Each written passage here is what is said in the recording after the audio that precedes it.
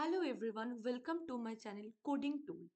আগের ভিডিওতে আমরা যে কমেন্ট আর ইনপুট ফাংশন এই দুটোর সম্বন্ধে পড়েছিলাম, সেটারই কিছু প্র্যাকটিক্যাল আমরা প্রোগ্রামিং করে দেখব এখন। ফার্স্টে আমরা দেখব কমেন্ট। কমেন্ট দুই রকমের হয়, একটা হচ্ছে সিঙ্গেল লাইন কমেন্ট, একটা হচ্ছে multi line comment. Single line comment লেখার সব থেকে ইজি উপায় হচ্ছে হ্যাশট্যাগ করে, যেমন হ্যাশট্যাগ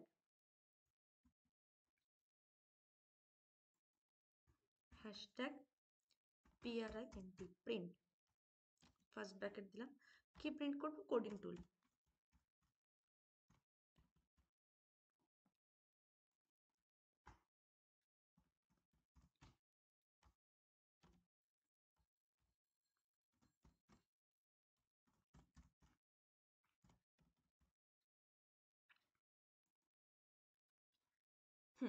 তাহলে প্রথমে যে কোডিং টুলটা লিখেছিলাম সেটা কিন্তু প্রিন্ট ফাংশন থাকা সত্ত্বেও প্রিন্ট হয়নি।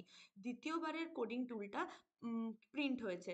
কেন? কারণ কি প্রথমবারের প্রিন্ট কোডিং টুলের আগে আমি একটা হ্যাশট্যাগ লাগিয়ে রেখেছি। হ্যাশট্যাগ লাগানো মানে এটা একটা single line comment. Comment comment কাদেরকে বলি? কমেন্ট হচ্ছে যেগুলো কম্পিউটাররা এক্সিকিউট করে না। হ্যাশট্যাগ লাগানো আছে মানে কম্পিউটার এটা প্রোগ্রামের মধ্যে ধরছে না, এটা কোডাররা নিজেদের জন্য রাখে।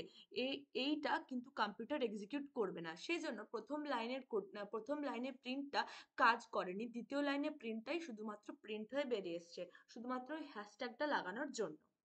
আচ্ছা, এরপর আমরা দেখব মাল্টি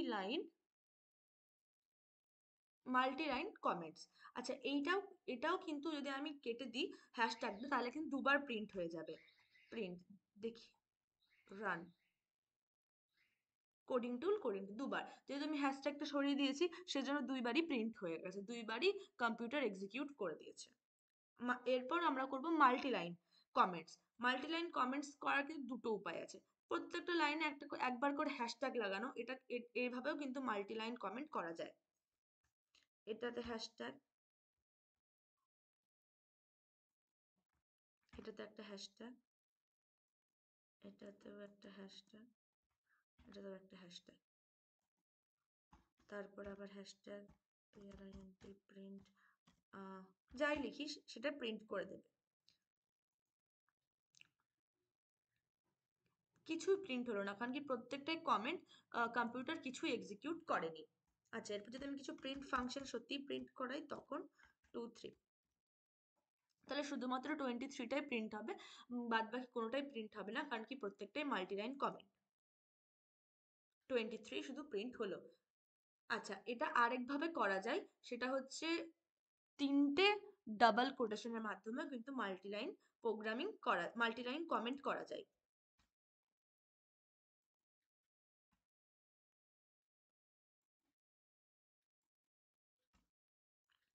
তাহলে এখানে তিনটে ডাবল কোটেশন দিতে হবে, তিনটে ডাবল কোটেশন দিলাম, আর এইখানে তিনটে আমি ডাবল কোটেশন দিয়ে শেষ করলাম,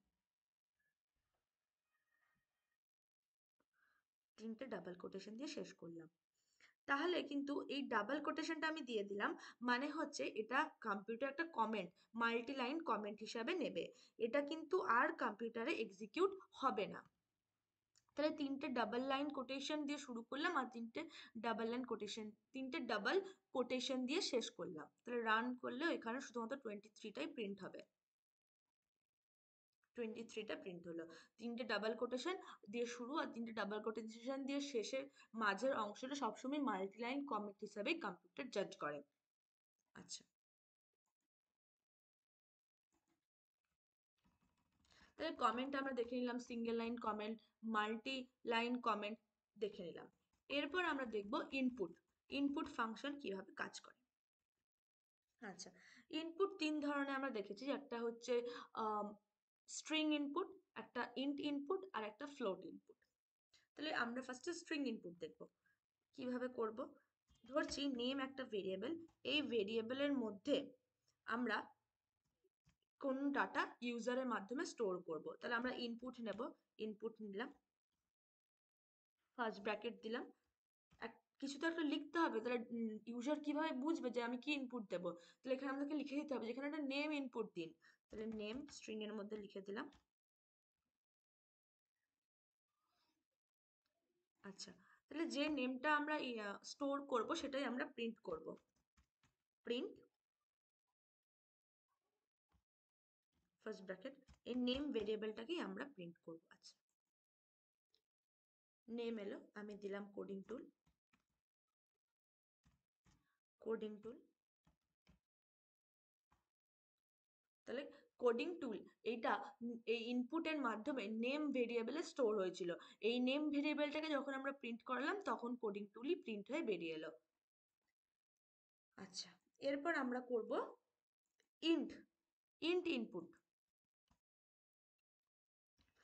এজ একটা ভেরিয়েবল, এই ভেরিয়েবলের মধ্যে আমি একটা নাম্বারকে স্টোর করলাম ইন্ট। ও, আমরা তো এখানে ইনপুট দিয়ে করছি, তাহলে এজ, হ্যাঁ এটাও করতে পারি, একটা করে দেখি। এজ 23, তাহলে একবার এজ 23 হলো, এটা এজ এজ 1 করে দিই। এজ 1 23, আর এজ 2টা আমরা ইনপুট নেব। এজ 2টা আমরা ইনপুট নেব, ইন্ট ইনপুট নেব। তাহলে ফার্স্টে আমাদেরকে ইন্ট লিখে দিতে হবে, তারপর ব্র্যাকেট শুরু করে ইনপুট নেব, সেজন্য ইনপুট লিখবো। কি ইনপুট নেব? আমরা একটা এজ ইনপুট নেব, তাহলে এজ নেব। তারপরে আমরা কি প্রিন্ট করাবো? প্রিন্ট করাবো এজ ভেরিয়েবলটা, এজ 2 ভেরিয়েবল। ফার্স্টে এজ 1টা করাবো, তারপরে এজ 2টা করাবো।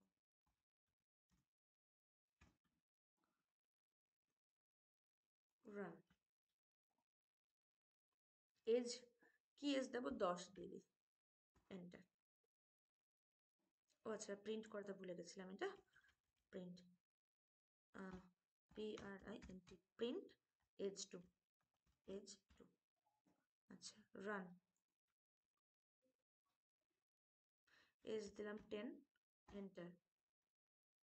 তাহলে ফার্স্টে এজ 1টা প্রিন্ট হয়েছে, যেমন নর্মালি এজ 1 ছিল, কোডার নিজে থেকেই দিয়ে দিয়েছে, সেরকমই 23টা প্রিন্ট হয়ে এলো। এবং তারপরে কি বলেছে? এজ 2 যেটা আমরা দিয়েছি সেই 10টাও কিন্তু এরপরে প্রিন্ট হলো। এরপর আমরা করব ফ্লোট, ফ্লোট ইনপুট।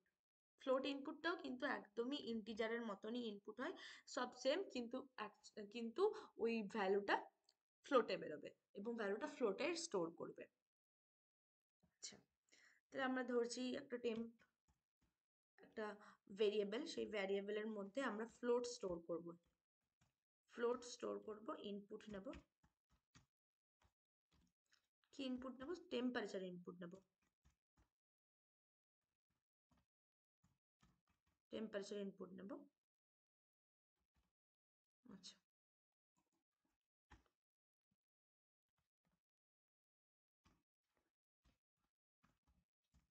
প্রিন্ট করাবো, কি প্রিন্ট করাবো?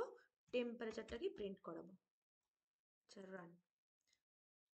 টেম্পারেচার আমি নিলাম 60, তাহলে কি 60.0। এই যে ওই যে 60 আমি দিলাম, সেই 60টা কিন্তু ও ইনপুটের মাধ্যমে একটা ফ্লোট ডেটা টাইপ হিসাবে টেম্প ভেরিয়েবলের মধ্যে স্টোর হয়েছে। তাহলে এই যে ফ্লোট যেহেতু, তাহলে 60টা আর 60 নেই, 60.0 হয়ে গেছে।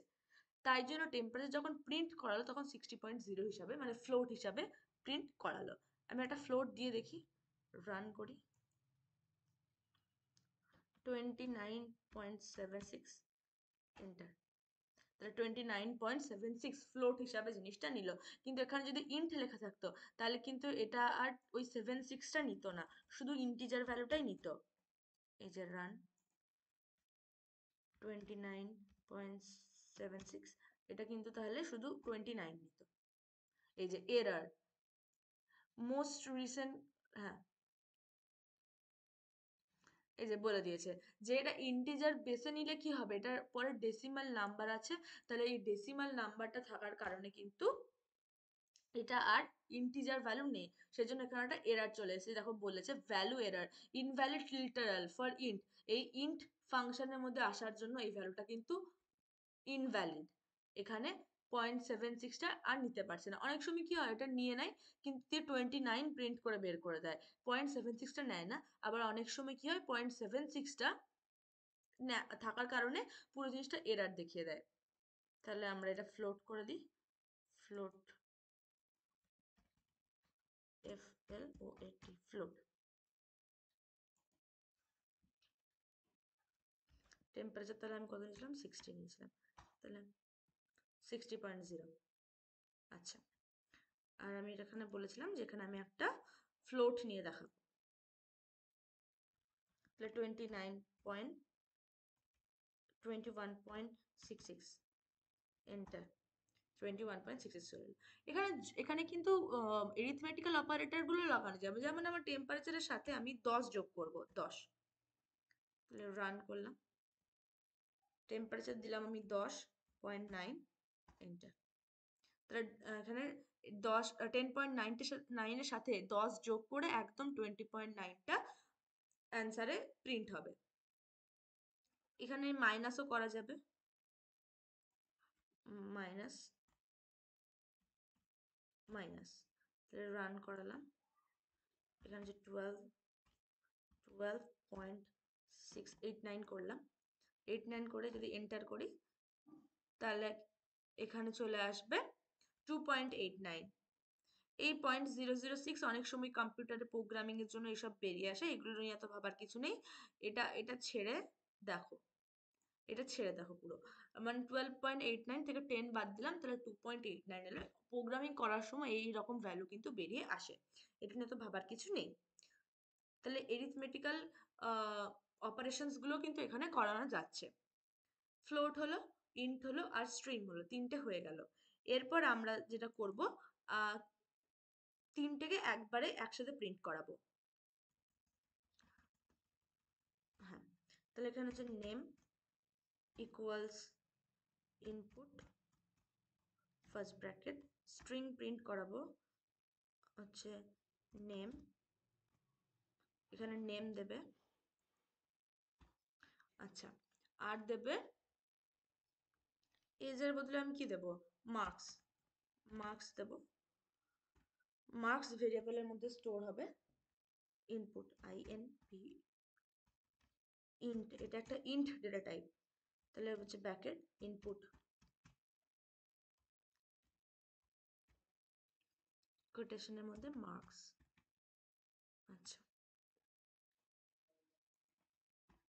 PRINT print, TEMP temperature print করাবো, নেম, নেম প্রিন্ট করাবো, আর আমি কি প্রিন্ট করাবো, মার্কস, মার্কস প্রিন্ট করাবো, রান।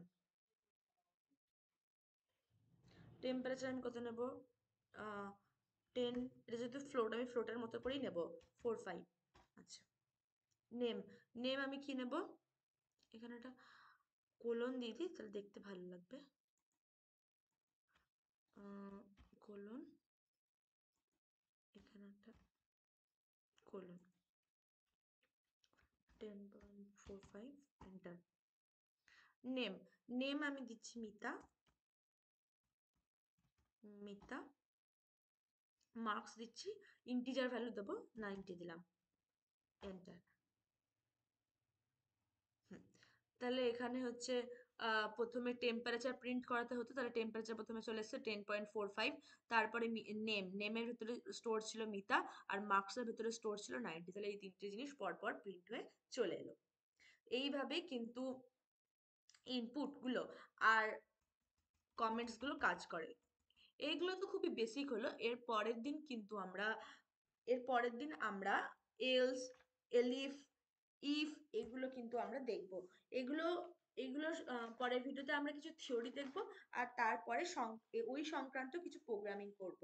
মানে কন্ডিশনাল স্টেটমেন্টস এর উপরে আমরা একটা থিওরি ভিডিও করব, আর তারপরে ওটারই কিছু প্রোগ্রামিং থাকবে।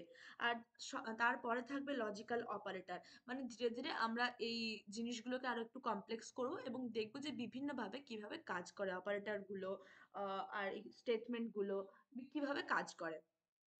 তাহলে আজকে এত দূরই, এতটা ভিডিও দেখার জন্য থ্যাংক ইউ। ভিডিওটা ভালো লেগে থাকলে সাবস্ক্রাইব, লাইক আর বেল আইকনটা ক্লিক করতে পারেন। Thank you.